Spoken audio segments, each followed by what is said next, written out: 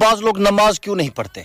जरा गौर से सुनिएगा कि एक दोस्त ने अपनी नमाज पढ़ने की वजह बयान की। उसने कहा बहुत आसानी से मैं नमाजी बन गया। मगर कैसे नमाजी बन गया।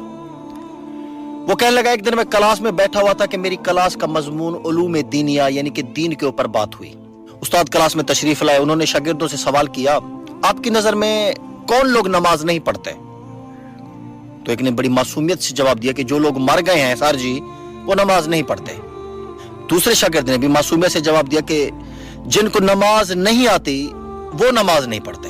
एक और ने अपनी जगह से खड़े होकर निहायत माकूल जवाब दिया कि जो लोग मुसलमान नहीं हैं सर वो नमाज नहीं पढ़ते। इसी तरह एक और बच्चे ने जवाब दिया कि जो लोग काफिर हैं वो नमाज नहीं पढ़ते।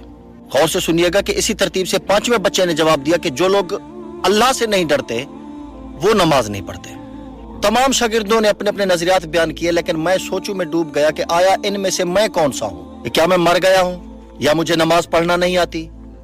वो भी आती है। क्या मैं मुसलमान नहीं हूं? अल्हम्दुलिल्लाह मैं मुसलमान भी हूं। क्या मैं अपने परवरदिगार से नहीं डरता? डरता भी हूं। फिर मैं नमाज क्यों नहीं पढ़ता?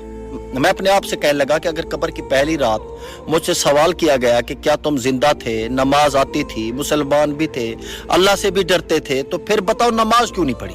फिर क्या जवाब होगा, क्या कहूंगा? सिर्फ एक ही रास्ता है कि सोचिए।